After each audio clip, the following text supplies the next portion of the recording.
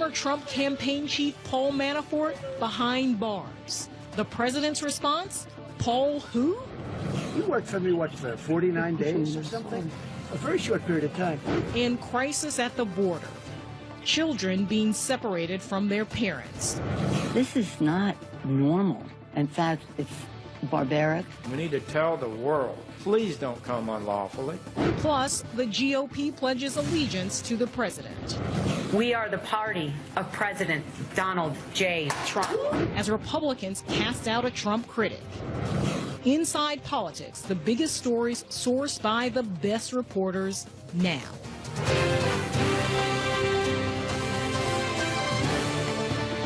Welcome to Inside Politics. I'm Nia Malika Henderson in for John King. To our viewers nationwide and across the world, thanks so much for being with us this Sunday. And happy Father's Day to all the dads out there. President Trump has made his opinions about the Russia investigation very, very clear, calling it a witch hunt, a hoax, a plant by disgruntled Democrats, and claiming over and over again that there was no collusion. This is the same Russia probe that has now put Trump's former campaign chairman in jail. Judge, they put it this way, over the weekend, Manafort behind bars for the rest of his life. A judge revoked Paul Manafort's bail, ending his house arrest after the special counsel hit him with new accusations of witness tampering. Now, the president, he says, well, he barely knows the man who worked on his campaign for 5 months. Manafort has nothing to do with our campaign. But I tell you, I feel a little badly about it. They went back 12 years to get things that he did 12 years ago. You know, Paul Manafort worked for me for a very short period of time. To him, this is the big story. I think that the report yesterday, maybe more importantly than anything, it totally exonerates me. I did nothing wrong. There was no collusion. There was no obstruction. The IG report yesterday went a long way to show that. If you read the IG report, I've been totally exonerated.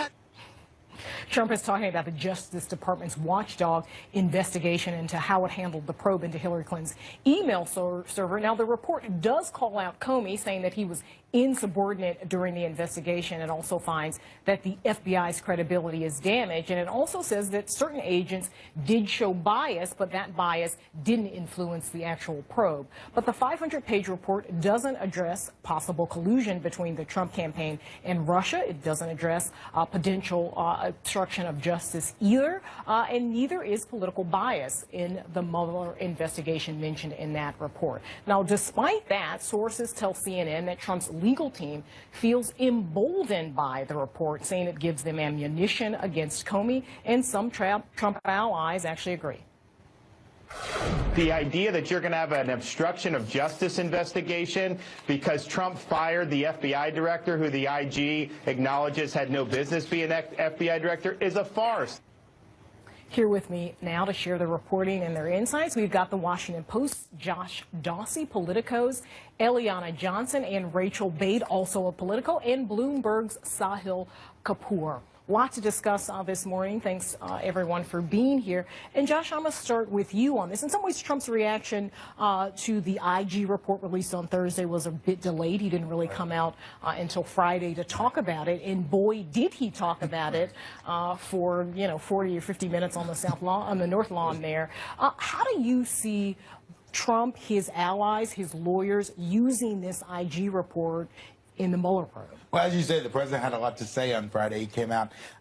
His argument that there was no collusion that shows he did nothing wrong is not quite right, because the report wasn't about him at all. And what the report's top-line findings found is that a lot of mistakes were made in the Clinton investigation, particularly by James Comey, the FBI director. But the report did not focus on Trump. Now, how his allies are trying to cast it is it focused on Peter Strzok and Lisa Page. Peter Strzok, obviously an agent involved in the investigation before he was removed from the probe, and he said he'll stop Trump from being president, which is certainly a damaging text for Peter Strzok to have released in that report. That said, what the report found was that there was not political bias that influenced the investigation on a holistic level, but there were some bad actors.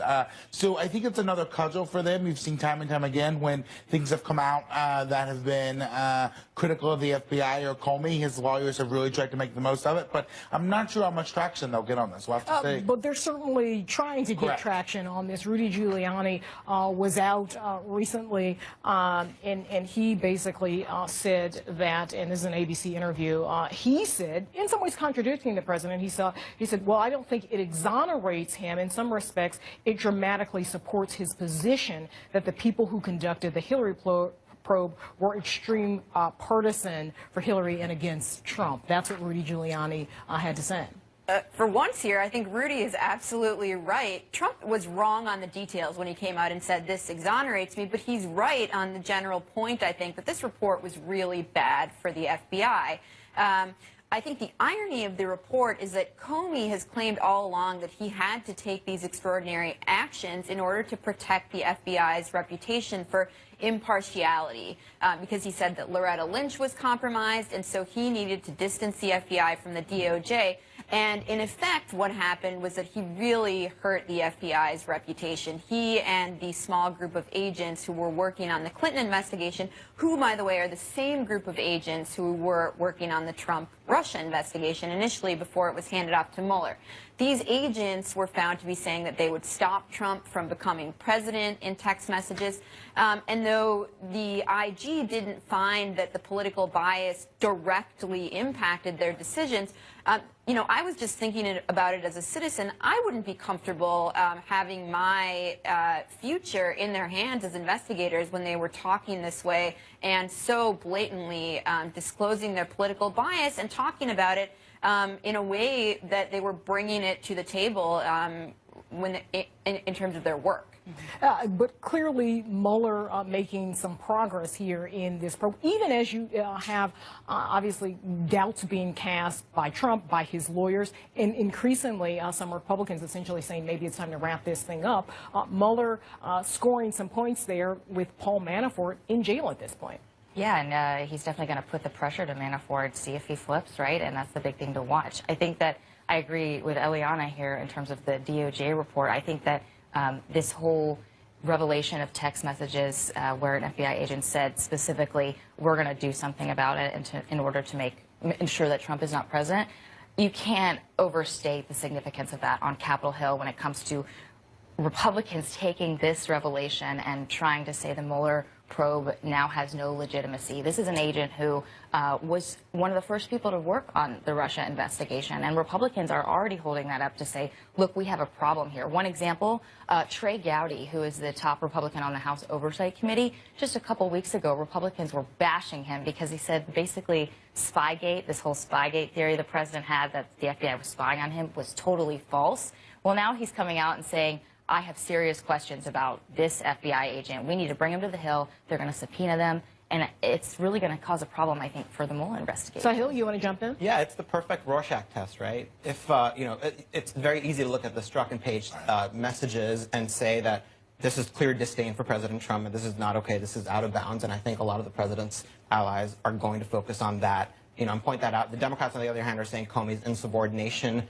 And the fact that he violated DOJ protocol, FBI protocol, talked about the investigation into Hillary Clinton in July, and then again talked about reopening the investigation 11 days before the election, cost her the election, and made Donald Trump president. So it's easy to see into this what you want. We are operating in a context, though, that the FBI did talk about one investigation that clearly hurt one candidate, and didn't talk about the other investigation, which probably helped him in an election that was so narrow. So I don't think it's you know, quite so clear-cut here. Right.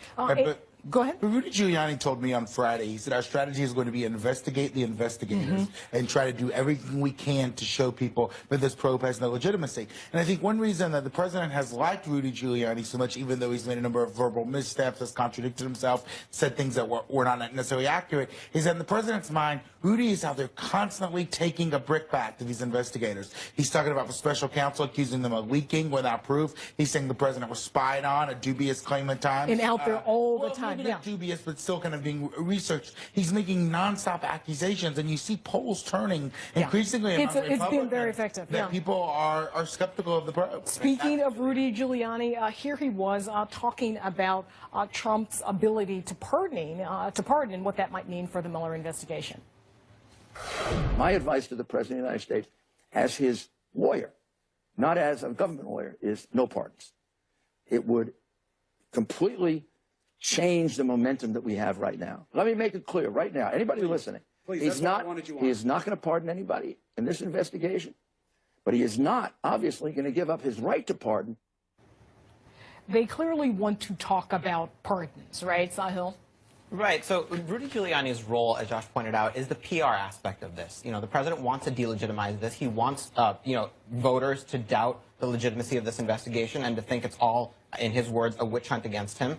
The argument that Giuliani is making is that impeachment is the only viable punishment for any crimes against, or any charges brought against a sitting president. And he's also saying that if there are charges, the pardon power is there. He's saying no matter what happens, the president has a way to get out of this. And I think that's sending a very, in the eyes of his critics, sending a very dangerous message. That's going to be an interesting test for Hill Republicans, because for a long time they had said if the president pardons one of his top allies, that's going to be one of the last straws. We're going to have to go after him and start potentially talking about impeachment. Well, they've said these sorts of things before on policy issues, and the president does whatever he wants, and then they sort of turn a blind eye. So I wouldn't be surprised if he did. It would be curious to see the reaction on And Eliana, the person perhaps looking at a potential pardon or thinking about a potential pardon, Michael Cohen, someone who we found out this week is a bit nervous, disgruntled about the way he feels like the Trump team is treating him, and possibly thinking about cooperating with investigators. That means, I think that's exactly right.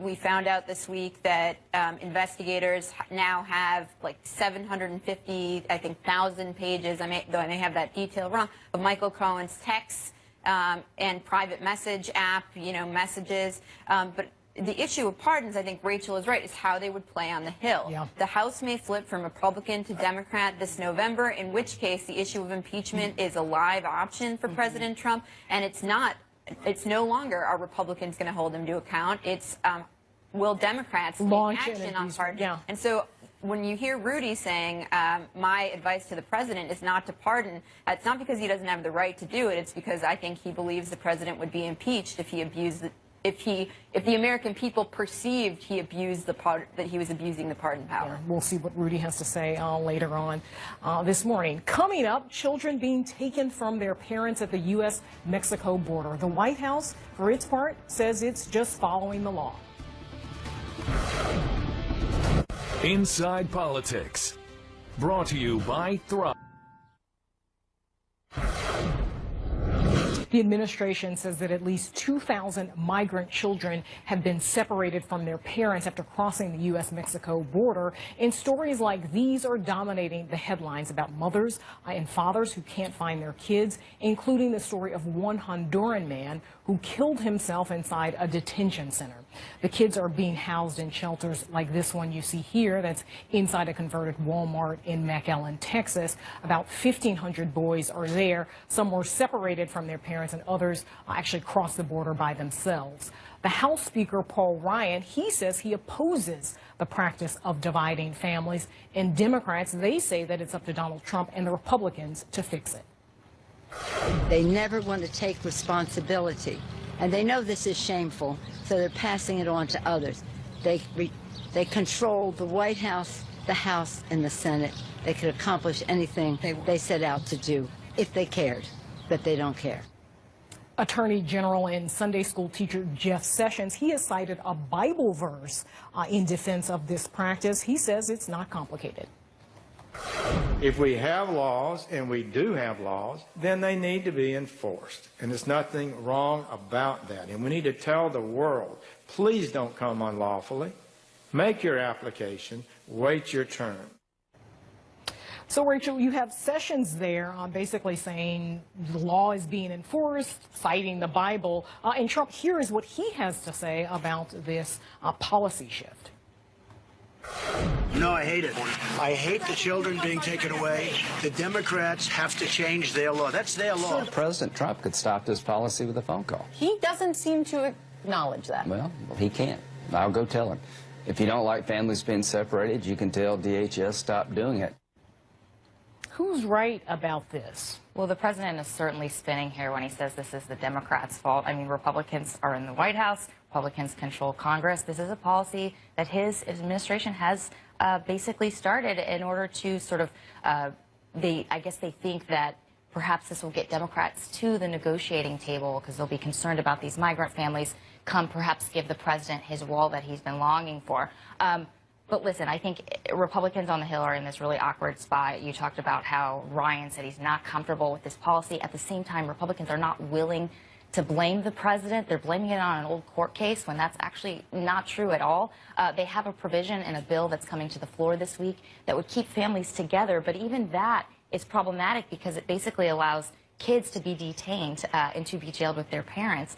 So I don't know that the bill will actually ever True, and it's unlikely that the bill would pass. But regardless, it's that's not going to fix the problem, the fix that they had put forward. And Rachel there talked about this as a negotiating tactic, and that's something that's coming out of the White House. You had a story on this, and this is what, from your story from the Washington Post, the president has told folks that in lieu of the laws being fixed, he wants to use the enforcement mechanisms that we have, a White House official said. The thinking in the building is to force people to the table. Right. Is that sort of CYA spin at this point, or is that actually what's going on? I think it's multifaceted here, right? The president is fixated on these border crossing numbers being over 50,000 and rising. He has excoriated Kirstjen Nielsen, his DHS secretary, repeatedly. He wants anything to be done possible to bring these numbers down. They've explained that part of it's more migrant workers coming over because it's seasonally warm. The numbers always go up in the summer. The president does not care. He wants these numbers down at the border. And the Republicans also want, at least the president does, to have negotiations on immigration. So you have Stephen Miller and John Kelly and others pushing this policy to say this will bring down, having zero tolerance at the border, doing some of these separations will deter others from coming across the border. And you have the president repeatedly and falsely blaming this on Democrats to say, if I throw enough attacks at you, you'll come and negotiate immigration on me. Now, let's be clear. Jeff Sessions is out there proudly saying, this is our policy. Right. Stephen Miller's proudly saying, this is our policy. The president's saying, it's not my fault. I don't want to be associated with separating children at the border. So you have others in his administration who say, you know, this sort of tough crackdown is what we need. The president agrees with it privately, or at least he must, because the policy continues. But private, I mean, when he gets out publicly, he blames it on Democrats. And a lot of folks are just shaking their heads how he can blame this on Democrats. What are Democrats doing to separate kids at the border right now? It's kind of inexplicable in a way. And publicly, it's hard to find many Republicans out here who are actually backing this process. You've had Will Hurd, for instance, who's a moderate, to basically say this shouldn't happen. You have Franklin Graham, an evangelical pastor, saying this is disgraceful. And here was another GOP congressman. Here's what he had to say about the policy. It's heart-wrenching. It really is terrible. I would rather keep the families unified, detain them, and adjudicate them. Should the president do just that? He has the power to do that right now. He could do it with the stroke of the pen. I think it would be a good idea. And that's Francis Rooney, who is in a red district. Right. This is not a policy that previous administrations have done. The Obama administration, the Bush administration, they did not separate people they were prosecuting who were crossing the borders from their children. What they did was they put them in family detention centers. This is a deliberate decision by the Trump administration to, as White House Chief of Staff John Kelly called it, use it as a deterrent to get people to stop crossing, coming here either to seek asylum or crossing the border illegally. Stephen Miller in a New York Times piece says, this is a simple decision by the administration to have a zero-tolerance policy for this issue. The president is at odds with his own advisors and his own administration officials on the nature of this policy. Now, on Capitol Hill, there's legislation that House Republicans are pushing, a compromise between the moderate and restrictionist flanks, that would address this issue. It would not stop the administration from doing what they're doing. All it would allow, as Rachel pointed out, is to put the kids in the same, in the same detention facilities as the parents as they prosecute them right now. I don't see that one going anywhere. It might pass the House. It's not going anywhere in the Senate. There is a bill in the Senate that there are many bills, right? And we'll see what happens with those. In the Senate by 43 Senate Democrats that would end this administration policy, also not going anywhere. Eliana, the president is going to meet with House GOP folks this week on Tuesday. What do we expect to hear from him in that meeting? I think we'll hear more dissembling about this policy, and I think to contextualize it a little bit, the Trump administration is not the first administration to grapple with this issue. Both the Bush and Obama administration have grappled with, sure, there are some people coming across the border with their children, but children are also used strategically in order to gain access to the country, and that was something that we heard both President Bush and President Obama talk about, and it's something that the government wants to deter because these are extremely dangerous journeys, and children are sometimes given to traffickers and used improperly in this. And so the Trump administration has made a policy decision, but I don't think we're hearing a coherent defense of it from the Trump administration. Defenders would say we want to deter the use of kids in this way, and the problem is that kids cannot be, the parents who are determined really to have brought their children here cannot be held with their kids for over 20 days legally, and that's what a bill on the Hill is trying to address. Now, something Trump has not said. And he has not said that. Now, there are fair criticisms of that policy that I think you'd hear.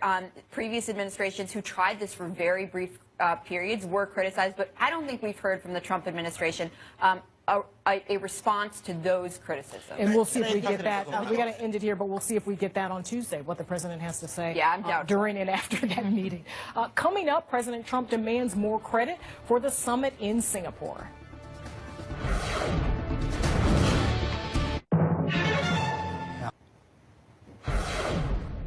President Trump returns from the Singapore summit with a message to the American people and indeed the world. I've ended the North Korean nuclear menace. I did a great job. He gave us a lot. You haven't had a missile test in 7 months. You haven't had a firing. You haven't had a nuclear test in 8.5 months. You haven't had missiles flying over Japan.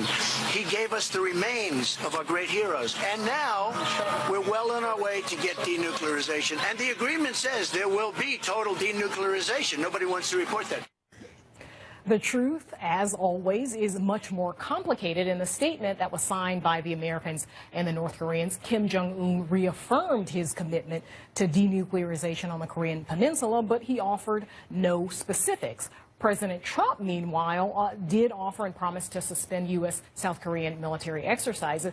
Now, many experts are saying that the U.S. gave much more than it got, prompting this cover story in The Economist magazine. Now, as for the public, 71% of Americans say that they think it was actually a good idea to hold this summit, according to a Monmouth University poll. But a new Washington Post ABC poll out today says that only 41% think it's likely that the North Koreans will actually give up their nuclear weapons. The president says he plans to give Kim a follow-up call probably sometime today. He'll spend his Father's Day maybe talking to Kim Jong-un.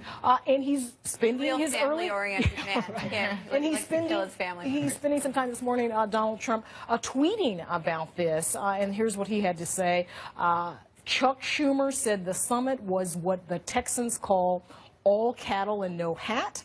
Thank you, Chuck, but are you sure you got that right? He didn't get it right. The actual phrase is all hat and no cattle, but Trump continues in this tweet to say no more nuclear testing or rockets flying all over the place, blew up launch sites, hostages already back, hero remains coming home, and much, much more. Eliana, you were there in Singapore covering this summit. Did Trump get as much as he's claiming to have gotten?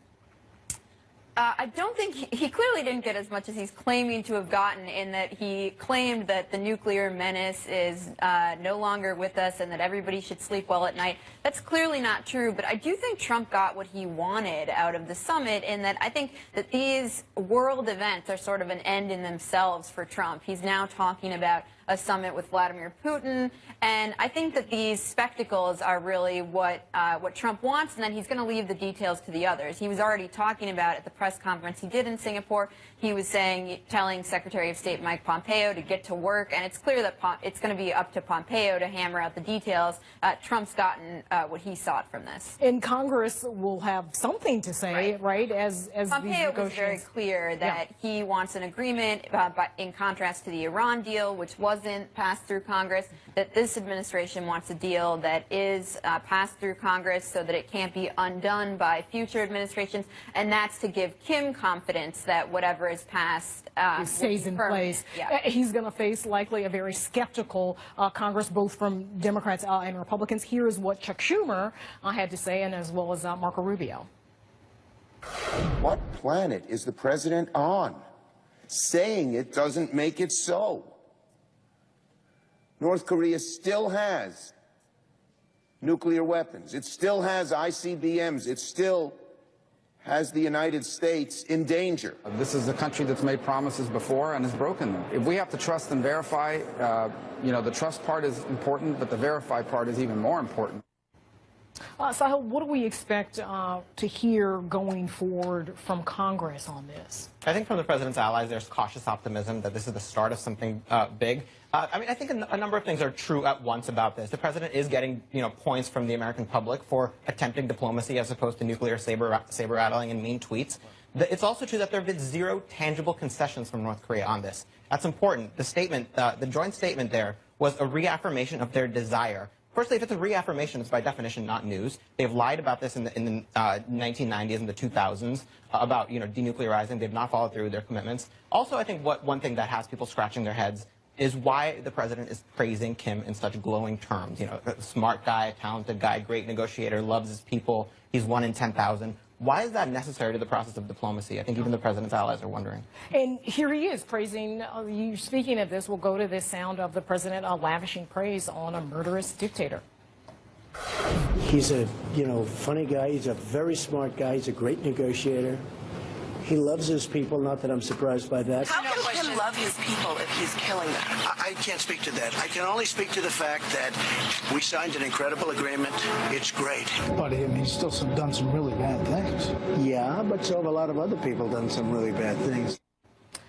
Rachel, what does this tell us about Donald Trump's approach to foreign policy? That perhaps he thinks flattery, will get Kim to do things that he otherwise would not do. Listen, if Obama would have said half the things that the president has said about Kim, Republicans would be totally up in arms right now. I do think it's interesting, we were talking about the treaty, basically the White House saying they're going to submit this as a treaty to the Senate to be ratified or not. That's not just for Kim's sake, and Kim wants that to happen because he wants to make sure whatever agreement they come up with lasts beyond the Trump administration into a next administration. But Senate Republicans, yes, and Senate Democrats, very skeptical about this.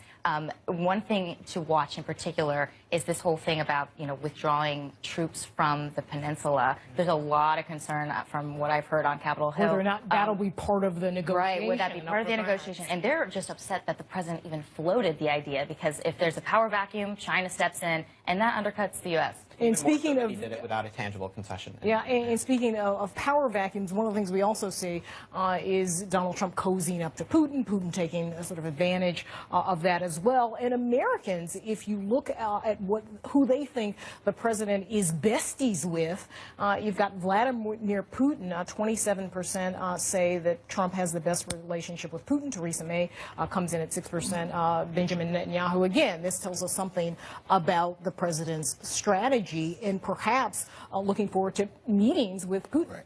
Well, the president has done things that other presidents haven't done in his rhetoric towards strongmen, dictators, Vladimir Putin, Kim Jong-un, others.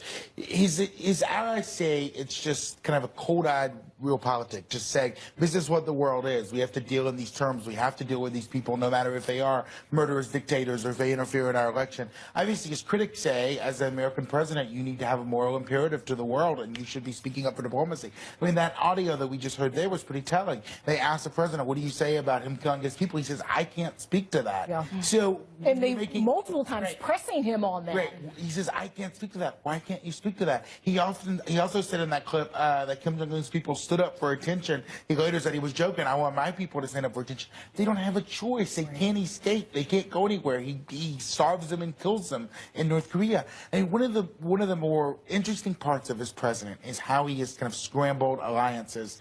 He goes to the G7. He goes after Canada. Goes after France on trade. Says Putin should get back in. It should be the G8. Calls for Putin to be there. Then flies to North Korea and heaps praise on Kim Jong-un. Continues to want to meet with Vladimir Putin. It's all situational. I mean, when he's looking to make a deal with someone, he flatters them. It doesn't matter if allies or adversaries. One thing the president says repeatedly, our allies don't care about us. We have to look out for ourselves. I'm president of America. They're president of their countries. We have to look out for ourselves. And it's interesting to see that strategy be played out on the world stage. Yeah. Well, up next, Trump's latest trade move and why it puts the GOP in a tough position. plus future politicians. They say the darndest things. This is coming from Kim Kardashian West talking to Van Jones about whether she sees herself running for office one day. Would you ever run for office? Oh, I don't think that's even on my mind. Trump's president.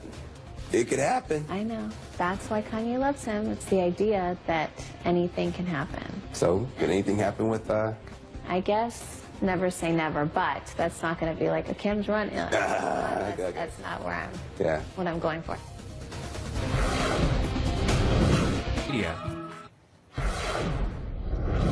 Is the U.S. officially in a trade war? China warning that President Trump, China warning as President Trump announces a reciprocal round of tariffs on American goods. Trump is moving forward with a 25% import tax on $50 billion of Chinese products. Now that decision comes after hitting U.S. allies with tariffs in Mexico, Canada, and the EU. Now for Trump, this is just another example of America first, but for the GOP, it's yet more proof that it's his party now. Politico, they put it this way: this is the new Republican Party, saying in very colorful language, put a blonde comb over on the elephant. Take down the pictures of Abraham Lincoln and Ronald Reagan.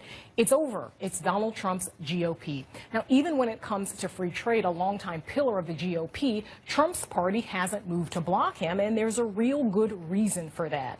At the 500-day mark of his presidency, Trump has an 87% approval rating among Republicans. Now, the only president to score higher, that was George W. Bush a few months after the 9/11 attacks. Sahil, I'm going to go to you with this first on tariffs. I mean, this is, as we said, this has been a long-time pillar of the GOP, and this is President Trump basically making good on what he said on the campaign trail. This is probably a problem for Republicans in terms of how they deal with this. Right. It was a very revealing moment this past Tuesday when Bob Corker tried to propose an amendment to the NDAA that would essentially say Congress has a say in the president's decision to impose tariffs. That's the kind of thing that, okay, you can vote it up or down. Most Republicans would have supported it. He was furious when Senate Republican leadership, in his view, blocked it.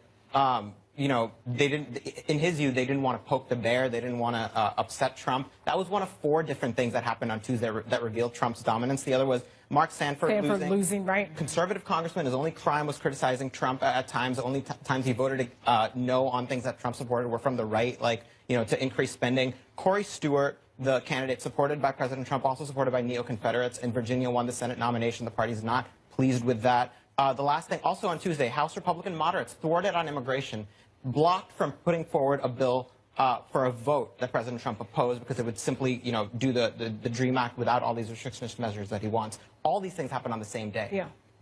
And you mentioned Sanford there, of course, lost on Tuesday. Here's what he had to say, in addition to saying that he felt like Trumpism is a cancerous growth on the GOP. Here he is with more. The politics are easy. Pledge allegiance to Donald Trump. But I think that's a mistake at a soul level. I've been amazed at the number of different members who've come up to me over the last 24 hours since I've been back here on the Hill and have talked about a tribalism component to what's going on in the party and with the Trump effect that worries them and that they've never seen before. And so that was Mark Sanford there basically saying that it's a mistake at the soul level to pledge allegiance to Donald Trump. But I think if you look at the midterms, people running, particularly Eliana, in these red states, that's exactly what they're going to do. You're right. Sanford is not alone in saying this. We've heard the same from Jeff Flake and Bob Corker. And if you are going to define yourself by opposition to Trump, you can oppose his policies, but if you're going to define yourself by personal opposition to Trump, his character, his style, you're going to lose. I think we've seen that pretty clearly. You can do it if you're not facing an election, but in an election year, it's really going to hurt you.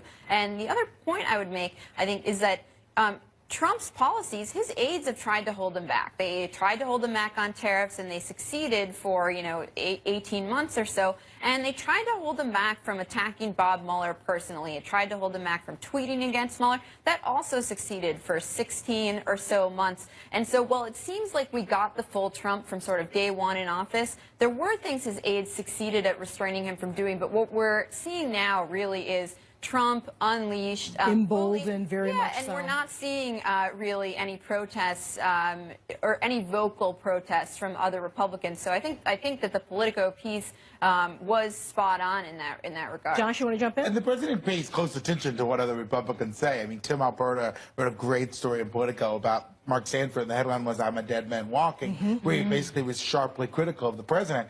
They gave the president that article. You saw the president attack Mark Sanford on Twitter, even invoking his affair in Argentina in kind of an ironic twist. I mean, the president they keep binders in the White House on what people say about the president. He watches hours of television a day. These Republicans who go after him have to face, you saw the poll numbers to put up on the screen. He's very popular. Very popular. And he will go back after them. Rachel, quickly, you want to jump in? Yeah, no, sure. It'll be interesting because Republicans, they have to remain loyal to Trump. They have to suck up to him in order to protect themselves politically. But if there's a blue wave this fall, this could all come crumbling down on them because of that loyalty to the president. So that'll be interesting to watch. Yeah, that's the tightrope that they're all walking at this point. Next up, our reporters will share a page from their notebooks, including why, after all the scandal, EPA Chief Scott Pruitt still has a job.